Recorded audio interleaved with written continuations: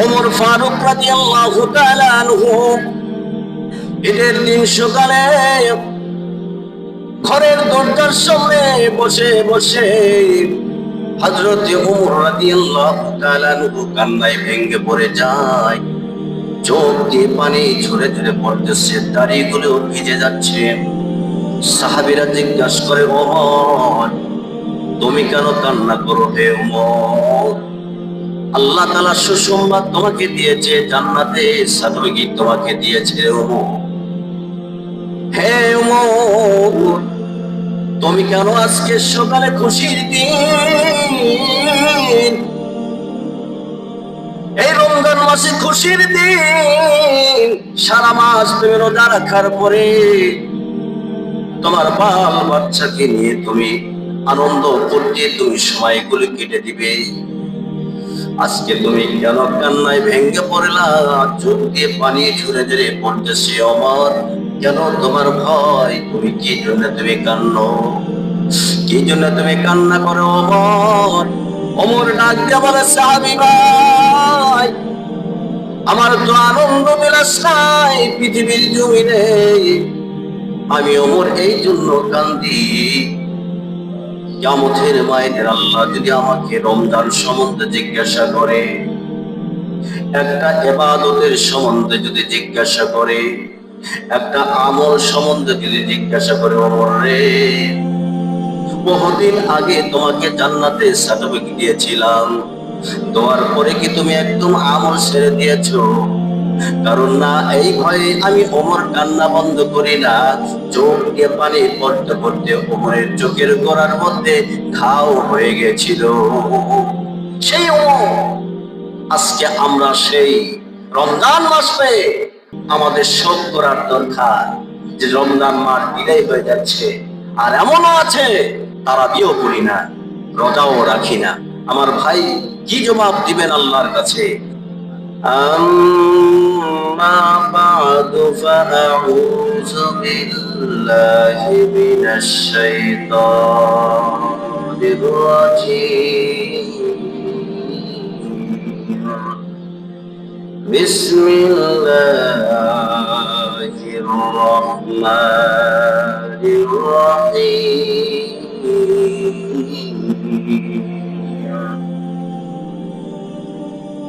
خلق الإنسان ضعيفا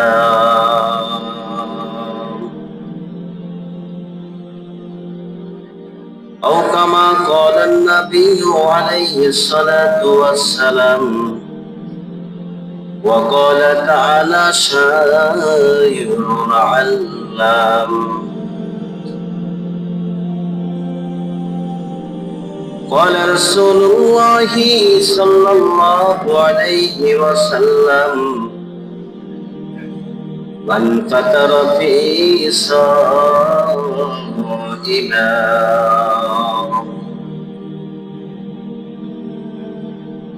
صلى الله عليه وسلم المعتكف هو يعتكف ذنوبا ويجري له من الحسنة كامل الحسنات كلها وقال عليه الصلاة والسلام من اعتكف يوما ابتغاء وجه الله جعل الله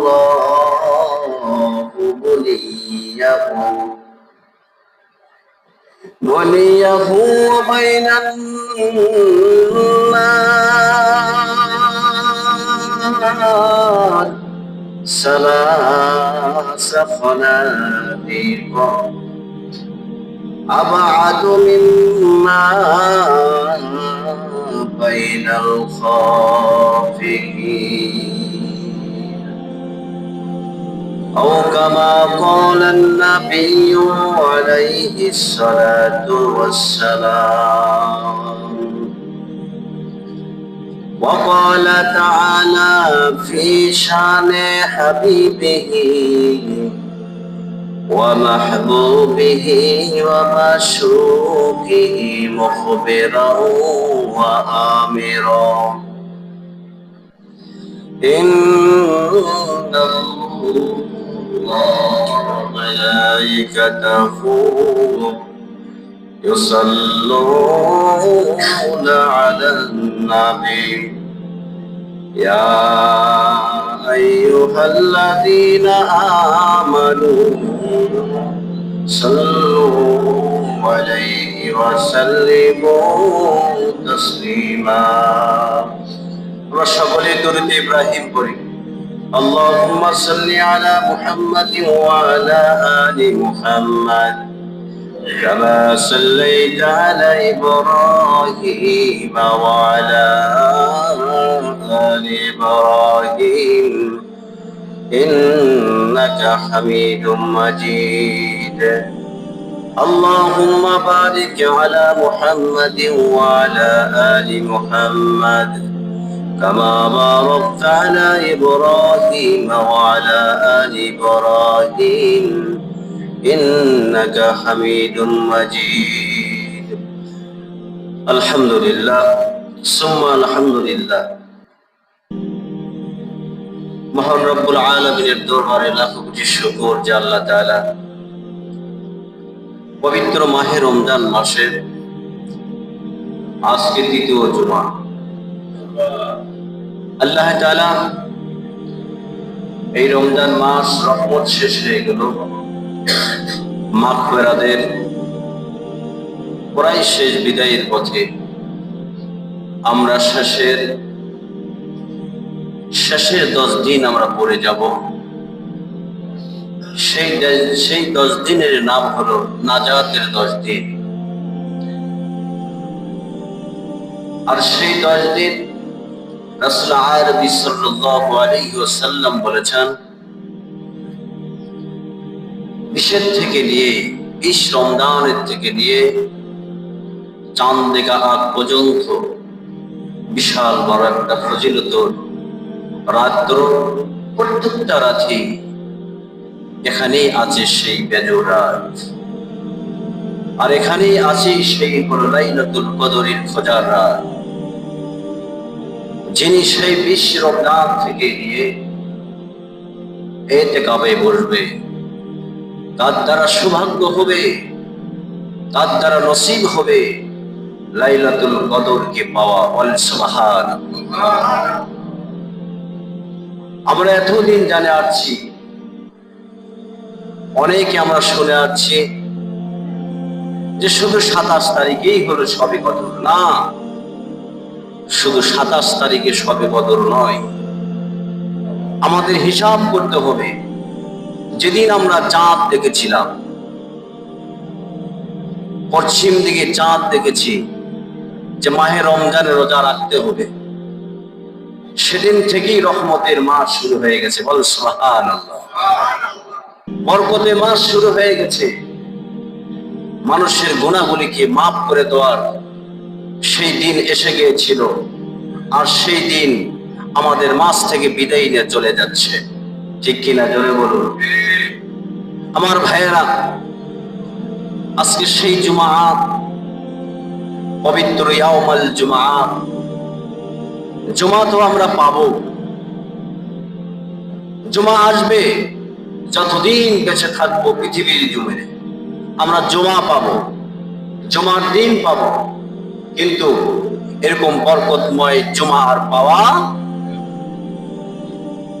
যদি তকদির থাকে নসিবে থাকে হায়াতে যদি আমার আপনার কোলায় আল্লাহ যদি হায়াত বেড়ে দেয় তাহলে আগামী রমজান পেতে পারি ঠিক কিনা জোরে বলুন এটা হলো নসিব তকদির 1 সেকেন্ডের বিশ্বাস নাই মানুষের যে কোনো মুহূর্তে চলে যাচ্ছে মানুষ ঘর থেকে বাইর হয়ে বিবি বাল বাচ্চার থেকে বিদায় নিয়ে চলে গেছে বাড়িতে আর জীবিত ফিরে আসতে পারে না একমাত্র সেই মালিকেরই ক্ষমতা ঠিক কিনা আমার ভাইয়েরা আজকে সেই পবিত্র মাহে রমজান মাস বরকতময় সেই জুমা ইয়াউমুল জুমা আজকেই সেই ইতিকাফে বসার জন্য কিছু আলোচনা আপনাদের মাঝে নিয়ে আসছি, যে ইতিকাফ সম্বন্ধে কি ফজিলত এবং বরকতময় কিছু কথা তুলে ধরবো। আল্লাহ পাক যদি আমাকে যদি সেই তৌফিক দান করে, আর আপনারা যদি মনোযোগের সাথে আমলের নিয়তে, সহি নিয়তে যদি আপনারা শোনেন, যে আমারও উভয় ফায়দা হবে, আপনাদেরও ইসলাহি হবে।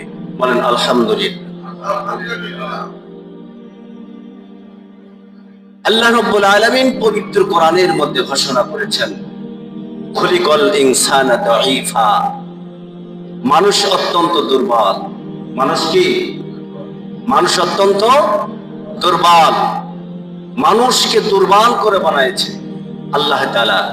মানুষের ক্ষমতা নেই, মানুষের বাহাদুরি নেই, কারণ একটা পিঁপড়ার কাছে মানুষ দুর্বল। ঠিক কিনা জোরে বলুন? ছোট একটা মাখলুক, দেখেন নমরুদের ছোট্ট একটা মাখলুক, যেটাকে মশা বলে। কি বলে? জোরে একটু আওয়াজ করে বলুন। ছোট একটা মাখলুক, যেটার নাম হলো কি? মশা। এই মশাই যথেষ্ট নমরুদের, এই বেঈমানের। তার নাক দিয়ে ঢুকে, তার মস্ত মাথার ভিতরে ঢুকে, এবং তাকে ভাড়া করে রেখেছিল, জুতার বাড়ি না দেওয়া পর্যন্ত তার মাথা ঠিক হয় না। এটি তার রসুল। আমার ভাইয়েরা, এই জন্য বলেছেন, খলিকাল ইনসানা দাঈফা মিনহা খলাকনাকুম ওয়া ফিহা নুঈদুকুম ওয়া মিনহা নুখরিজুকুম তারাতান উখরা। হে মানুষ, আমি মাটি দিয়ে বানাইছি, ঠিক মাটির মতো মানুষ, মাটি দিয়ে বানাইছি, মাটির মতো মানুষ, তুমি মাটির মতো নরম হয়ে যাও। কে বলেছে? আল্লাহর কথা। মাটির মতো নরম হয়ে যাও। কিন্তু এই মাটি পৃথিবীর জমিনে আল্লাহর সাথে বাহাদুরি করে পারে নাই।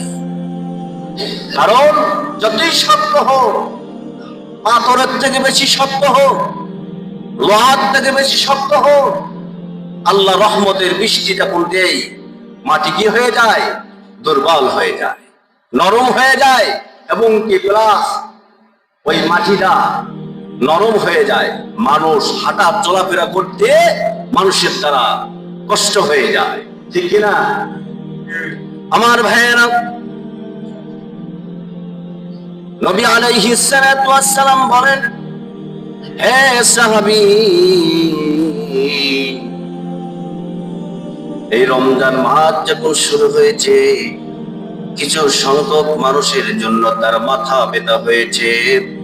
রমজান মাস তো আসতো রে, সারাদিন পর্যন্ত রোজা রাখতে হবে, না খেয়ে থাকতে হবে, এবং তারাবি নামাজ পড়তে হবে, কষ্ট করতে হবে।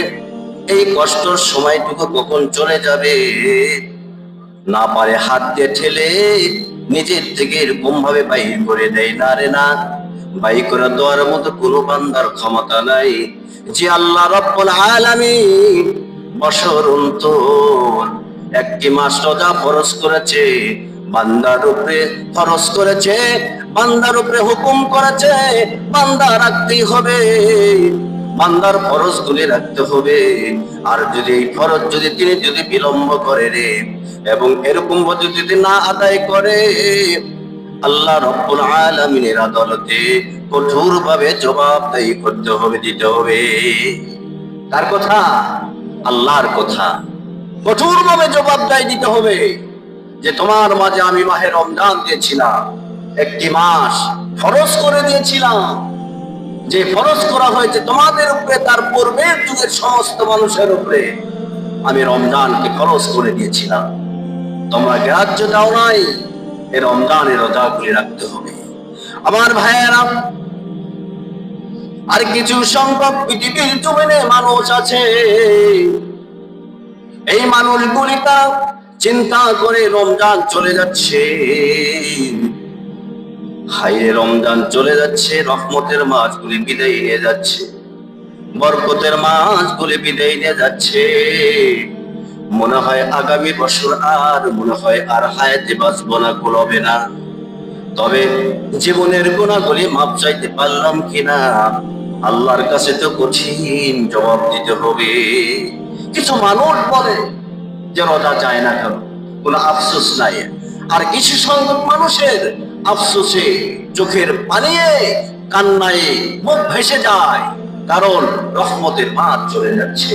যেমন সাহাবী হযরত ওমর রাদিয়াল্লাহু তাআলা, হযরত আবু বকর, হযরত ওসমান, হযরত আলী রমজান মাস আসার শুরুতে তাহারা এরকম ভাবে কান্নার ভেঙ্গে পড়ে যেতেন যে আল্লাহ আল্লাহ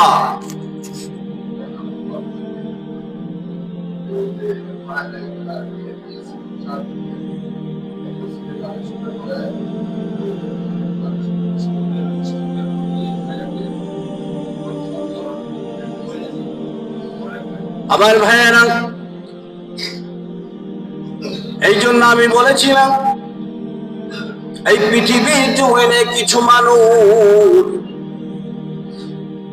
রহমত বরকত মাস মাহে রমজান মাসে চিন্তা করে যে দ্রুত চলে যায় কিনা, আর কিছু সংখ্যক মানুষ এরকম ভাবে কান্না করে রে ও ভেসে ভেসে দাড়ি মোবারক পর্যন্ত ভিজে যায় সাহাবীদের।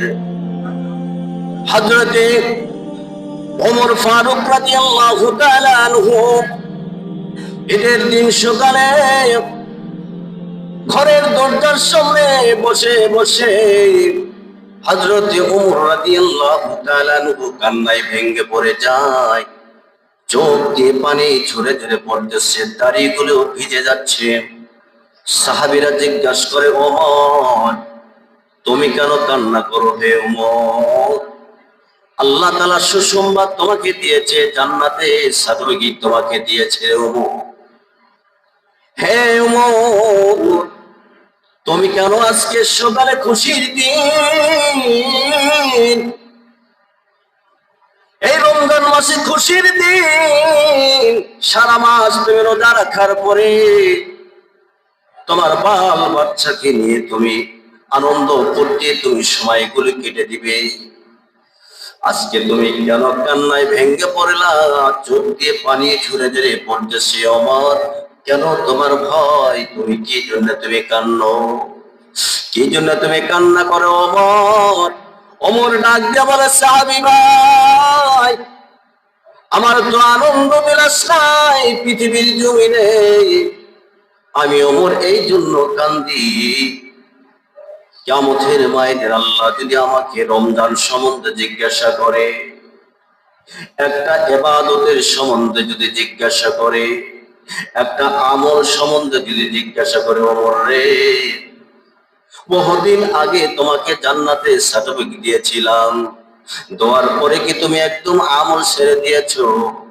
কারণ না, এই ভয়ে আমি ওমর কান্না বন্ধ করি না, চোখ দিয়ে পানি পড়তে পড়তে ওমরের চোখের গোড়ার মধ্যে ঘাও হয়ে গেছিল। সেই ওমর আজকে আমরা সেই রমজান মাসে আমাদের শোধ করার দরকার, যে রমজান মাস বিদায় হয়ে যাচ্ছে, আর এমনও আছে তারা বিয়েও করি না, রোজাও রাখি না। আমার ভাই কি জবাব দিবেন আল্লাহর কাছে? রমজান মাস তো চলে যাবে, থাকবেন না তো। রোজা সারা বছরের জন্য আসে নাই, একটা মাসের জন্য রোজা আসছে। আমার আপনার মাঝে চলে যাবে, থাকবে না। দেখবেন এমন এক সময় এসে গেছে ঈদের নামাজ পড়ে আনন্দ বিলাস করতেছেন, রোজা আবার 1 বছর পর যদি আল্লাহ হায়াতে বেঁচে রাখে তাহলে আপনি রমজানের চেহারা দেখতে পারবেন, রোজা রাখতে। আর যদি হায়াতে না কুলাই, যদি চলে যায়, শেষ। কি জবাব দিব আমরা আল্লাহর কাছে? এটি অজুহাত, আমার পেটে গ্যাস্ট্রিক, আলসার, বিভিন্ন রোগ, এই কারণেই অজুহাত পৃথিবীর জীবনে মানুষের কাছেই চলে, কিন্তু আল্লাহর কাছে অজুহাত চলে না। কত দিবেন অজুহাত? দেখাবেন কত? দাড়ি পেকে গেল, মোষ পেকে গেল, মাথার চুল পেকে গেল, শরীরের চামড়াগুলি বঠা দিয়েছে, জিহ্বার স্বাদগুলি কমে গেছে, চোখের পাওয়ারগুলি কমে গেছে, এখন কানে 2 কান দেখুন আওয়াজ শোনা বন্ধ হয়ে গেছে, পায়ের শক্তি কমে গেছে, তারপরেও আল্লাহকে চিনলেন না। আল্লাহকে কেন চিনেন না? আমার ভাইয়েরা, পৃথিবীর জমিনে কেউ বাঁচবে না, সকলেরই চলে যেতে হবে। এই দুনিয়ার মহব্বত ছেড়ে দিতে হবে। ছেলে সন্তান, বিবি, বাল বাচ্চা, আত্মীয় স্বজন, বন্ধু বান্ধব, সকলের মহব্বত ছেড়ে চলে যেতে হবে অন্ধকার করবে। এখনো সময় আছে ভাই, আল্লাহর কাছে তওবা করার দরজা এখনো খুলে রাখছে আল্লাহ তাআলা। গজবের দরজা বন্ধ করে দিয়েছে। গজবের দরজা কি বন্ধ করে দিয়েছে? রহমতের দরজাগুলি খুলে দিয়েছে আল্লাহ তাআলা। আমার ভাইয়েরা, রাসূল আরবি সাল্লাল্লাহু আলাইহি ওয়াসাল্লাম বলেছেন, তিনটা জিনিস যদি কোনো উম্মত যদি পরিপূর্ণভাবে আমল করে যায়, তিনটা জিনিস যদি আমার উম্মত যদি পরিপূর্ণভাবে আমল করে যায়, এক নম্বর হলো আল্লাহর নবীজি বলেন, মান রাদিয়া বিল্লাহি রাব্বা, মান রাদিয়া বিল্লাহি রাব্বা, যে ব্যক্তি এই চিন্তা করবে যে আমাদের খোদার সে আর ভালো খোদা হতে পারে না, যে ব্যক্তি চিন্তা করবে যে আমার রব আল্লাহ, আল্লাহর মতো, এই খোদার মতো, এই প্রভুর মতো প্রিয় আর পৃথিবীর জমিনে কেউ হতে পারে না, সেই মানুষ কখনো রোজা ছাড়তে পারে না। কারণ একমাত্র ক্ষমতা সেই আল্লাহ। সেই আল্লাহ জান্নাত দিবেন, সেই আল্লাহ জাহান্নামে দিলে যেই আল্লাহ শাস্তি দিবেন, সেই আল্লাহ শাস্তির থেকে মুক্তি দান করবে। তার নাম হলো কি? চিৎকার করে বলুন, তার নাম কি? প্রভু আল্লাহ। তার নাম হলো আল্লাহ।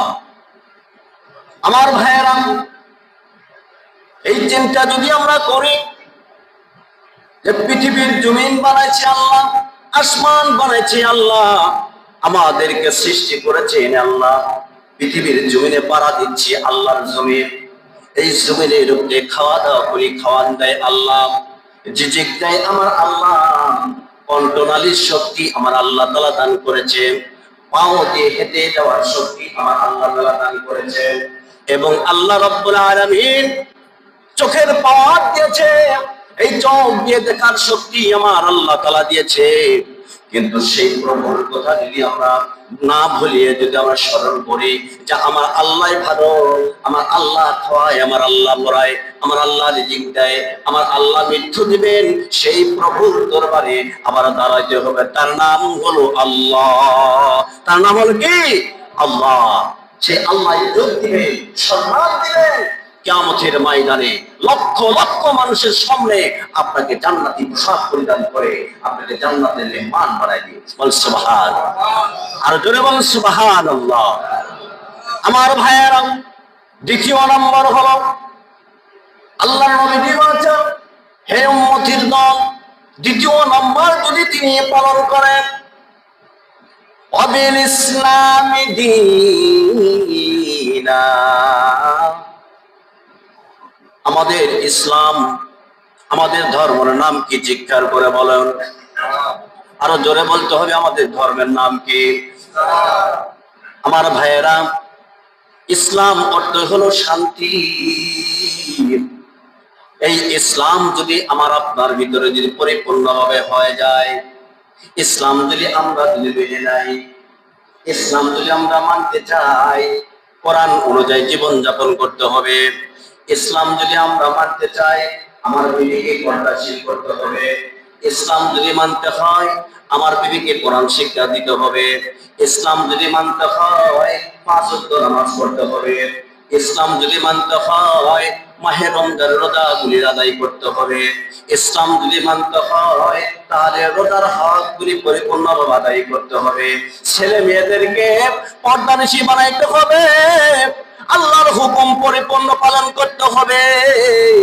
যখন আমার আপনার পরিপূর্ণভাবে আল্লাহর হুকুম মেনে নেব, আল্লাহ রাসূল বলেছে, ও উম্মতের দল, তোমার ইসলাম মানাটা তোমার সহজ হয়ে যাবে, পৃথিবীর জমিনে কোরআন মানাটা তোমার সহজ হয়ে যাবে, পৃথিবীর জমিনে কোরআন অনুযায়ী তোমার জীবন যাপন মানা তোমার সহজ হয়ে যাবে। চিৎকার করে বলেন সুবহানাল্লাহ। তৃতীয় নাম্বার, আমার রাসূল বলেছেন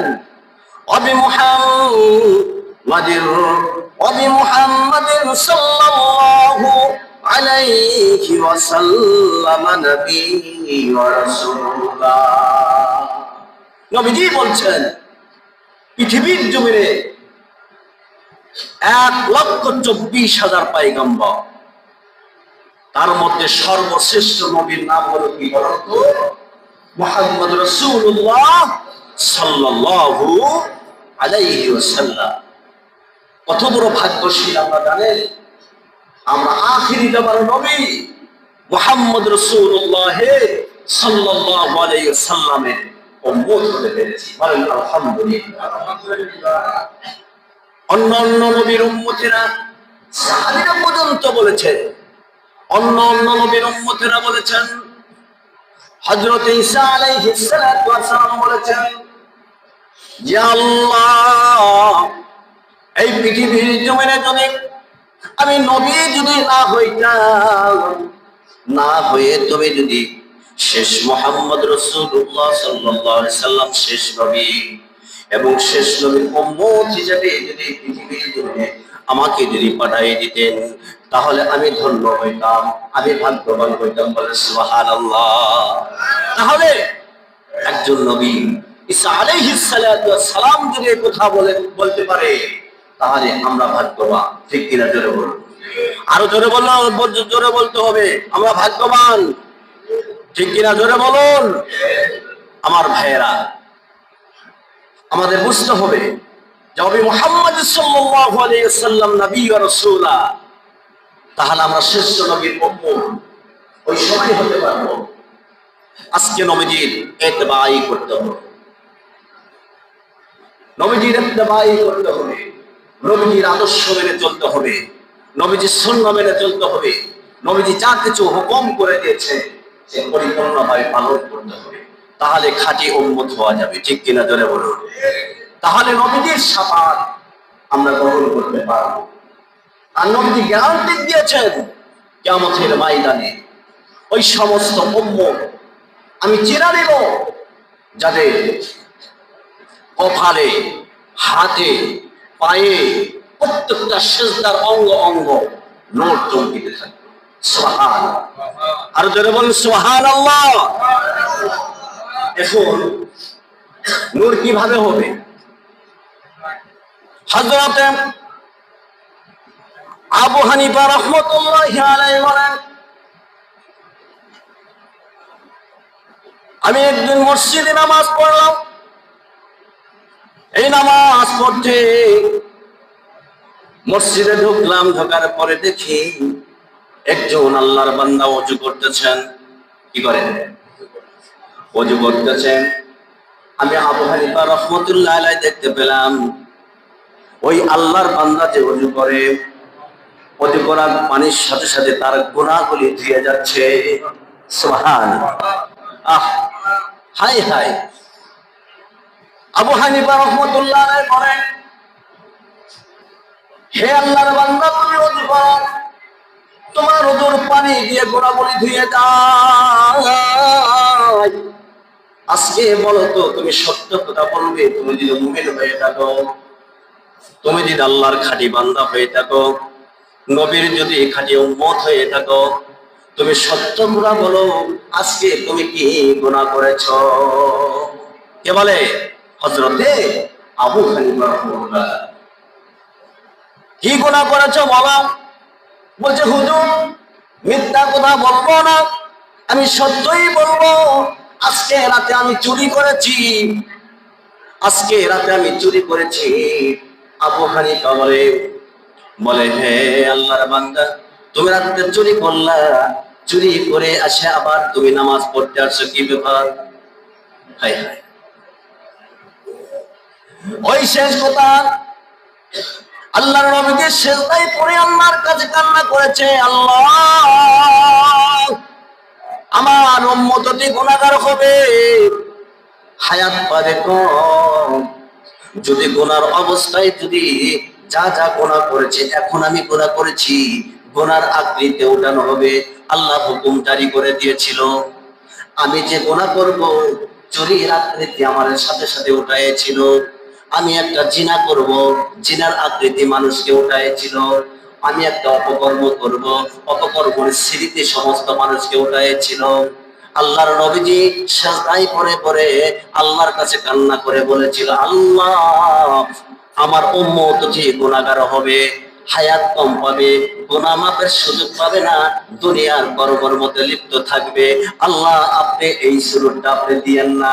আল্লাহ গুনাহ করবে, গুনাহই থাকবে, আদম হিসাবে আল্লাহর কাছে প্রার্থনা করবে, আল্লাহ তার পাহাড় পরিমাণ গুনাহগুলি আমার আল্লাহ তাআলা মাফ করে দিবে। সুবহানাল্লাহ। নবীজি সিজদায় পড়ে আল্লাহর কাছে পানা চাইলেন, আল্লাহ এই কাজটা করেন না। আল্লাহ মঞ্জুর করেছেন, যাক করলাম না, আপনার উম্মতের আমি করবো না। তাহলে পৃথিবীর জমিনে যতগুলো গুনাহগার, যতগুলো পাপিষ্ঠ লোক যে যে গুনাহ করত, আজকে সেই গুনার আকৃতিতে জমিনে উঠে যেত, মানুষ পেয়ে যেত। সমাজের মধ্যে, গ্রামের মধ্যে, এলাকার মধ্যে, এবং সব কিছু মানুষ দেখতে পাচ্ছ যে এই লোকটা এই অমুক গুনাহগার। গুনাহ করার কারণে এই গুনার আকৃতি হয়েছে, ঠিক কিনা? মোবাইলের মধ্যে দেখেন না কিছু মানুষের শুরু হয়ে যায় ঘোড়া, ঘোড়ার আকৃতিতে মানুষ হয়, বানরের আকৃতিতে মানুষ হয়, শুকুরের আকৃতিতে মানুষ হয়, ঠিক কিনা? জোরে বলুন। আমার ভাইয়েরা, রমজান মাস, পবিত্র মাহে রমজান মাস, আমরা বেশি বেশি করে ইস্তেগফার করব। আজকে আমি সেই আলোচনা নিয়ে আসছি মাহে রমজানের ইতিকাফে বসা। ইতিকাফ অর্থ হলো নিজেকে বিলীন করে দেওয়া। কি করে দেওয়া? বিলীন করে দেওয়া, এবং দুনিয়ার সমস্ত সব কিছু ভুলে যাওয়া, আখিরাতের কথা স্মরণ করা। আর এই ইতিকাফ যদি আমি করতে পারি, যে ব্যক্তি ইতিকাফ করবে তার দ্বারা সম্ভব হবে লাইলাতুল কদর খুঁজে পাওয়া। বল সুবহানাল্লাহ। আমার ভাইয়েরা, ইতিকাফের বহুত সওয়াব আছে, ইতিকাফের বহুত সওয়াব আছে। আমি একটা সওয়াবের কথা বলবো। যে ব্যক্তি ইতিকাফ করবে, 3 খন্দক পর্যন্ত জাহান্নামকে সরায় দিবেন। বল সুবহানাল্লাহ। আর জোরে বল সুবহানাল্লাহ। 3 খন্দক বলে নবীজি বলেছেন, আসমান এবং জমিন পর্যন্ত, আসমান থেকে জমিন পর্যন্ত যত ফাঁকা জায়গা আছে, তার চেয়ে বেশি এরকম ভাবে 3 খন্দক দূরে সরাই দিবে জাহান্নাম। আর একটা দ্বিতীয় নম্বর সওয়াব হলো, যে ব্যক্তি ইতিকাফ করবে এবং সেই লোকটা ওই ইতিকাফের বাহিরে থেকে যে সওয়াবের কাজগুলি করত, তিনি ইতিকাফে বসে সেই সওয়াব উপার্জন করতে পারবে। বল সুবহানাল্লাহ। তৃতীয় নম্বর হলো ইতিকাফ বসে যদি তিনি আল্লাহর কাছে দোয়া করে, যাদের মা নাই, যাদের বাবা নাই, দাদা দাদি নাই, আত্মস্বজন যাদের অন্ধকার কবরে শুয়ে আছে, মাফ করে দিবেন কে? জোরে বলুন। জাহান্নামের আযাব থেকে মুক্তি দিবেন কে? আল্লাহ। একমাত্র মুক্তি দেওয়ার মালিক হলো আল্লাহ। তাদের মা বাবাকে মাফ করে দেওয়ার একটাই রাস্তা হলো ইতিকাফে বসা।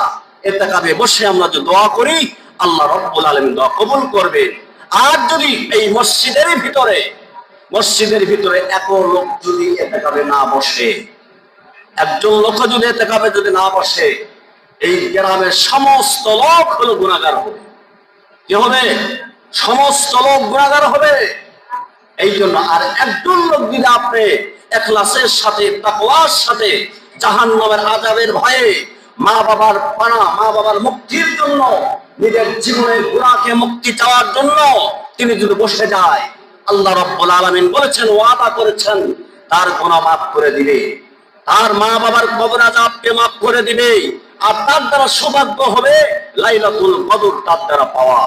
আর সেই 20 রমজান থেকে নিয়ে আমরা বেজর রাত্রিকে খুঁজবো। চিৎকার করে বলেন সুবহানাল্লাহ।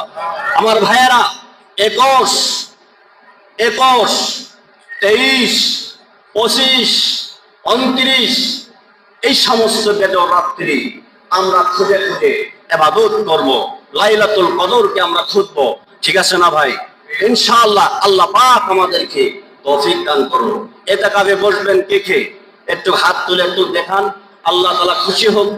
আমার রাসূল কিন্তু আলহামদুলিল্লাহ, আমাদের হাজী সাহেব, শমশের হাজী সাহেব ইতিকাফে বসবেন, আল্লাহ তাআলা তাকে কবুল করুন। সবাই বলেন আমিন। আর কে বসবেন? আপনি বসবেন? আর কে বলবে? ভাই একটু বলুন তাড়াতাড়ি। টাকা বলবেন না? হ্যাঁ, আমাদের এই যে করিম ভাইয়ের আব্বা ইনশাআল্লাহ উনি প্রতি বছরে বসে। আল্লাহ পাক কবুল করুক, আল্লাহ তাআলা তার জানে মালে বরকত দান করুক, সুস্থ রাখুক। আমরা তার জন্য দোয়া করবো। নাম